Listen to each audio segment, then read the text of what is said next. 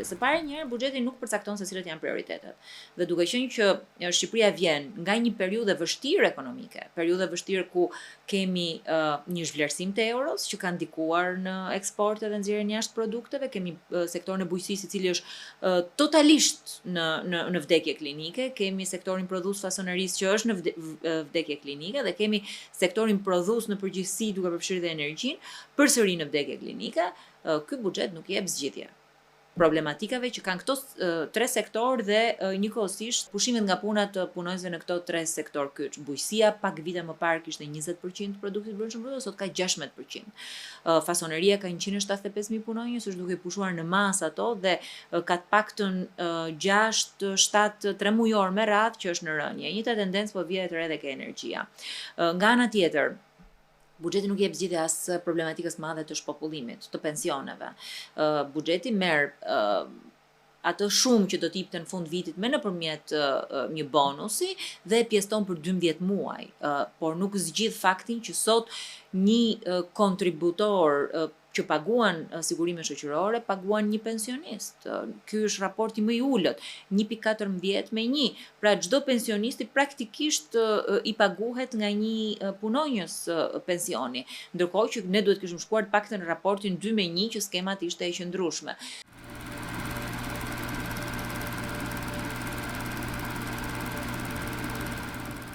Qeveria shqiptare planifikon që të marrë 430 milion euro taksa shtesë nga qytetarët dhe këto vijnë nga tre burime kryesore. Burimi i parë është rritet paga minimale dhe rritja pagës minimale i rrit zinxhir sigurimet shëndetësore, shoqërore dhe pagesat që do bëjë secili prej nesh në këtë drejtim dhe kjo merr 30% të gjithë të ardhurave shtesë vijnë nga xhepat e qytetarëve dhe kryesisht rëndojnë nga shtresa mesme. 30% të tjera të këtyre të ardhurave që thonë 150-180 milion euro do të vinë nga rritja e çmimeve, pra nga TVSH-ja, dhe këtu qeveria është shumë e sinqertë që thotë që unë do t'i marr këto të ardhurave shtesë nga rritja e çmimeve, dhe e treta nga taksat të tjera. Nuk ka asnjë politikë që nxit biznesin, nuk ka absolutisht asnjë politikë që ti mendon që këtu do të jetë orientimi i ardhshëm dhe nuk tregohet një model ekonomik i cili do të prodhojë.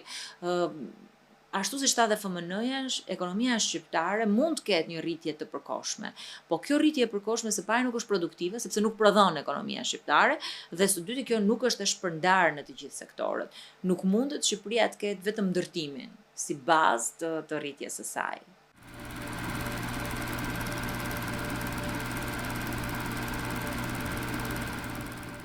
Sektori i ndërtimit është sektori i cili ka pasur rritjen më të madhe. Dhe nuk ka absolutisht asnjë gjë të keqe që ti të kesh një sektor që kontribon shumë në ekonomi dhe ndoshta ta mbështesësh atë. Po kush është paradigma e madhe këtu? Rritja e sektorit të ndërtimit nuk shoqërohet me kredi të cilat dalin nga sektori bankar, nuk shoqërohet nga burime zyrtare, nga kanale zyrtare financimi. Të ndërtosh 5 milion metra katror në vit kërkon një financim të jashtëzakonshëm që tregu bankar shqiptar nuk e ka dhënë dhe kjo është e para. E dyta, sektori i ndërtimit ka pasur facilitete të ndryshme, hotelet me pesyje, shumë kanë marrë leje ndërtimi duke i interpretuar si komplekse turistike dhe kanë përfituar edhe status të investitorëve strategjik. Në sektorin e ndërtimit operojnë kompani të cilët nuk kanë një bilanc, nuk kanë asnjë historik në këtë sektor dhe vinë me bilanc zero dhe futen në sektor dhe unë kam bërë një propozim ligjor për këtë, që kompanitë duhet të kenë të paktën një minimum bilanci kur futen dhe marrin një leje të caktuar zhvillimi që justifikon dhe kapacitetin e kësaj leje. Dhe problematika tretë që unë shoh me ndërtimin, që lidhet edhe me një politikë të re që qeveria prezantoi këtë vit, që është paqja fiskale, është fakti që ne tashmë po përpiqemi që të legalizojmë gjithë këto burime informale që vijnë nga ndërtimi.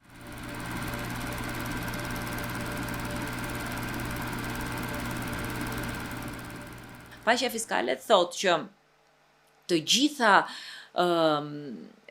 kompanitë të cilën shkojnë këtë tatimet dhe thonë që unë do paguaj tatimin për 3 vitet e ardhshme dhe ky tatim për 3 vitet e ardhshme do të jetë me një normë të ulët, shteti i heq tatimorët, kontrollorët, inspektorët dhe praktikisht ja legalizon të ardhurat, sepse një firmë ndërtimi, asnjë kompani normale nuk i parashikon dot të ardhurat. Një firmë ndërtimi kur ndërton një pallat nuk e di se kur do të vi fluksi parave, do të vinë momentin e parë, kur sapo ndodhet në fillesat e saj ndërtimi, apo do të vi më vonë kur ndërtimi ka avancuar. Dhe kjo politikë e qeverisë pikërisht këtë bën. Të njëjtën gjë bën dhe politika tjetër e qeverisë, që ka thënë që do shlyejmë gjithë borxhet, që është një nga ligjet e paketës fiskale që u miratuan orët e para të këtij mëngjesi, që pikërisht në bazë të saj ka 1.7 miliardë euro borxhe, të cilat do t'i fshi nga llogaritë e shtetit shqiptar, janë 200.000 tatim pagues.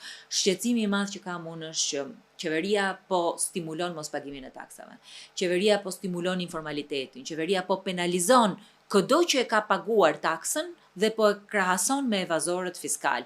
Dhe kjo i trondit bazat e buxhetit, trondit njëkohësisht dhe besimin tek ekonomia.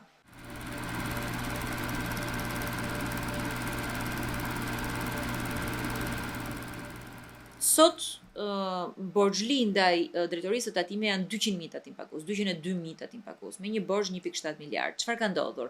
Ka ndodhur që 60% e këtyre bizneseve kanë dalë nga tregu. 40% janë aktualisht që operojnë në treg.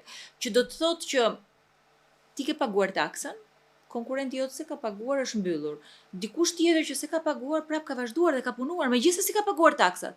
Kush mban përgjegjësi për këtë? Që normalisht drejtoria e tatimeve si ka mundur që ka lejuar një biznes, një konkurentin tënd, pa paguar taksat vazhdoi dhe të operojë.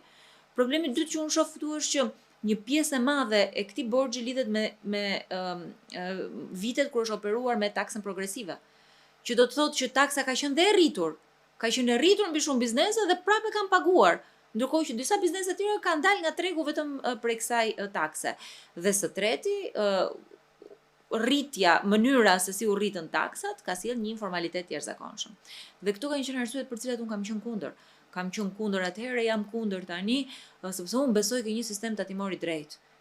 Nuk mund dot që ti thuash një biznesi të ndershëm që ti ka bërë gabim, sepse nesër e stimulon atë që të mos paguaj, edhe e nxit që të mos paguaj.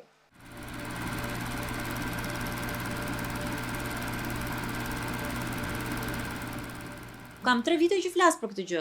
Kam nisur shkresa pafund edhe 2 javë më parë tek institucionet e Bashkimit Evropian, Komisionin Evropian për këtë çështje. Dhe kam besoj problematik për sa i përket këtyre fondeve të ndjekur në vite, duke pas parasysh 2 elementë. Së pari, një raporti i Olafit për këtë çështje është shumë i rëndë. Sepse vendos një njoll jo mbi një individ, jo mbi një ministri, jo mbi një qeveri, po mbi Shqipërinë. Dhe ngritja e institucioneve të pavarura për decentralizimin e fondeve ka dashur shumë kohë. Ka nisur në vitin 2009. Dhe në vitin 2009 punojësit shqiptar janë certifikuar, kanë marrë okejn dhe miratimin në fazat ndryshme të ngritjes së institucioneve dhe vendosja e kësaj njolle mbi Shqipërinë, që nuk po ikën dot edhe mbas 2 vitesh, është për mua një sinjal shumë i keq. Një sinjal shumë i keq se si funksionon sistemi i korrupsionit në Shqipëri. Së dyti, Olafi kur ka nxjerrë deklaratën, ka thënë që ky është një rast i paprecedent. Është ekzemplar rasti. Ekzemplar kur është ngritur një skem perfekte korrupsioni duke pas të ngritur që nga kompania konsulencës deri tek marrja fondeve, deri tek mashtrimi me zbatimin e projekteve, dhe këto janë gjitha gjëra për cilat kemi folur vazhdimisht. Është e vërtetë që ndoshta interesin publik dhe zhurmën mund ta marrin pak çështje që mund të jenë ndoshta sociale, sensitive për familjen. Ndoshta për bujku nuk flet dikush dhe interesohet dikush e shqetësohet dikush.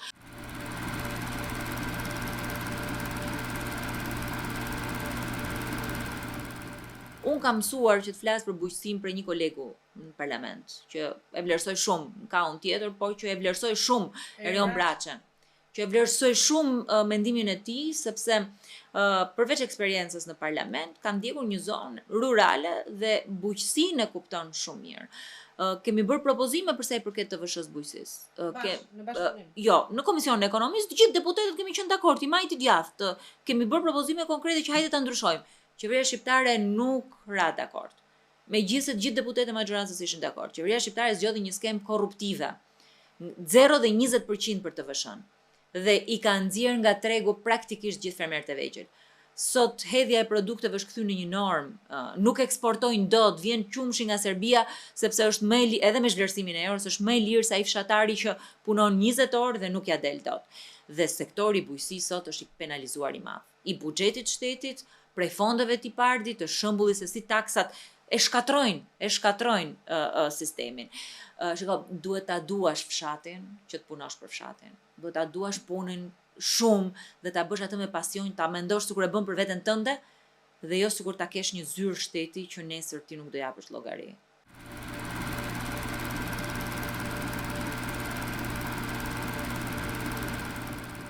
Po, përveç rasteve të vërteta ka pasur edhe shumë abuzime, që vijnë nga konkurenca, që vijnë nga keqdashësia, që vijnë njëkohësisht edhe prej faktit që ndoshta janë disa kanale dhe rrugë që duan t'i marrin individ të tjerë. Pesticidet që hidhen në treg, farat që hidhen në treg, ilaçet që hidhen në treg duhet t'i kontrollojë ministria.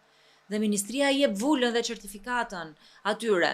Nuk del asgjë në treg, nëse ka vetëm një prodhues të farave dhe të pesticideve, dhe ne e dim kush është prodhuesi, atëherë ai është fajtori dhe ministria shkon dhe kontrollon atë. Ministria shkon dhe kontrollon dhe tregun në faza të ndryshme. Pse e kemi Agjencinë Kombëtare të Ushqimit? E kemi pikërisht për këtë, jo kur del produkti në treg, jo kur përfundon cikli, që është i pakthyeshëm, po ti e ke që në fillim dhe duke i vënë një vulë dhe një certifikat ministria që në momentin e parë që këto plera kimike, këto fara të cilat kanë dalë në treg janë të certifikuara, atëherë ai stopon. Ky është një rast thellësisht konkurrence, është thellësisht abuziv. Ne kemi pasur raste ku janë ndaluar në kufi, sepse kanë qenë mbi norma, dhe në kufi sigurisht që ka edhe kosto të tjera kur e çon deri në kufi. Ndërkohë që rasti që ju përmendni është krejtësisht konkurrencë pandershme. Ku shteti duhet ishte atje. Shteti duhet i kishte dhënë certifikatin e sigurisë, shteti duhet kishte shkuar atje dhe kishte thënë që këto mandarina janë jo të dëmshme, sepse në çdo fazë shteti ka certifikuar. Po kur ti ke shtetin shpeshherë më gjobvënës, më mbi kokë të fermerit, sesa konkurenca, atëherë çfarë mund të presin fermerët e Xarrës, Konispolit e çdo vendi tjetër.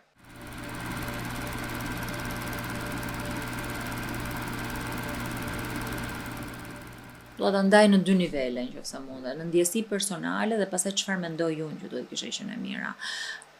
Ne jemi në opozitë.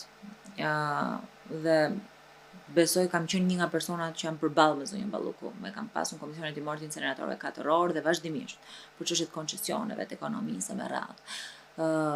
Dhe në nivel personal, për çdo zyrtar duhet ekzistojë standardi i dorëheqjes, morali i dorëheqjes. Nëse do e kishte dhënë dorëheqjen, besoj që do kishte qenë me kokën më lart se sa sot. Standardi i dorëheqjes. Jo të dëgjoj opozitën, jo të dëgjoj presionin e banaqeve, jo të dëgjoj presionin e mediave, po si një standard që politikës shqiptare i duhet. Në qoftë se një zëvendës kryeministre është e pandehur për një aferë korruptive, është mjaft. Nuk duhet ta normalizojmë neve korrupsionin. Një ish zëvendës kryeministre ke me arrest ndërkombëtar, kërkim ndërkombëtar. Një kryetar bashkie ke sot përpara drejtësisë ke në burg. Ç'a pritet më? Çfarë duhet presim më? Standardi i dorëheqjes duhet patjetër të jetë një standard i politikës shqiptare. Për të thënë që unë jap dorëheqjen sepse me pozicionin që kam, që është i dyti më i rëndësishmi në këtë vend, mund të influencoj. Në nivelin profesional, zonja Balluku menaxhon më shumë se gjysmën e buxhetit të shtetit. Ajo dhe drejtorët e saj që janë hetim duke nisë nga rrugët duke vazhduar energjia, janë njerëzit me pushtet më të madh në këtë vend, më të madh edhe se kryeministri. Janë njerëzit të cilët kanë ndarë tendera, kanë ndarë koncesione, pa pas frikë për ligjin. Janë njerëz të cilët kanë heq nga gara kompani me një trënd lapsit se nuk i pëlqente. Dhe ne duhet të kemi frikë nga ligji, dhe kur them ne, them e gjithë politika. Në momentin që politika ka frikë nga ligji, atëherë unë besoj që kemi arrit një standard tjetër zhvillimi në Shqipëri. Me mesazhet që unë pash, me dosjen që unë lexova, nuk dukej që kishin frikë nga ligji.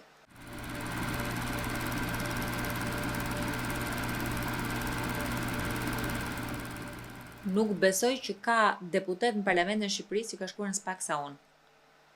3 çështjet e inceneratorëve të parat në 2020 tetor, në 2021 12 pa di për 12 persona të qeverisë, një pjesë të cilëve sot janë përpara drejtësisë dhe janë hetime që po vazhdohen, për energjinë, për ilaçet, shumë kolegë të tjerë të Partisë Demokratike kanë bërë të njëjtën gjë, zoti Bardhi për krimin organizuar dhe për pjesën që ai ndjek, zoti Klliçi për pjesën e Bashkisë së Tiranës, 5 dëm, po edhe inceneratorët, kolegë të tjerë që ndoshta tani nuk po i përmend, për zgjedhjet zonja Vokshi ka çuar shumë padi dhe besoj që opozita ja ka dhënë një shans SPAK-ut. E ka përdorur SPAK-un.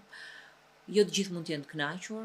Unë mendoj që SPAK-u ka pasur raste ku ka ecur mirë, që edhe e kanë përgëzuar dhe s'kam pas komplekse për ta përgëzuar. Ka pasur raste që në gjykimin tim ka qenë me pikpyetje, po për mua testi për SPAK-un është inceneratorët. Çështja e inceneratorëve dhe inceneratori i Tiranës. Zoti Velia i sot është e vërtet që ndodhe përpara drejtësisë. Po ai ndodhe përpara drejtësisë jo për çështje të vendimarrjes tij. Sot kryeministri i Shqipërisë nuk është thritur akoma për çështjen e inceneratorëve. Sekretari i përgjithshëm i kryeministrisë është thirrur, po nuk di të ketë ndonjë mas për të. Dhe unë e di që ti mund të thuash që pse me 2 standarde, pse një standard për opozitën dhe një për qeverisjen. Nuk ka 2 standarde. Standardi është që SPAK-u duhet shkojë aty ku është pushteti. Dhe zonja Balluku është rasti i parë që SPAK-u shkon aty ku është pushteti. Nuk ka pasur rast të dytë. Arben Ahmeta kishte dhënë ndërheqjen. Erion Velia u la nga qeveria. Ishte kryebashkiak, por në atë moment ishte shitur nga qeveria. Domethënë ishte duke u marrë largimi prej tij. Kishte nisur braktisja e Erion Velia. Kishin hequr përgjegjësitë politike, ishte zëvendësuar në garën e majit të këtij viti për Tiranën. Zonja Balluku është e vetmja ku ka shkuar me pushtet. Dhe ky është testi i SPAK-ut.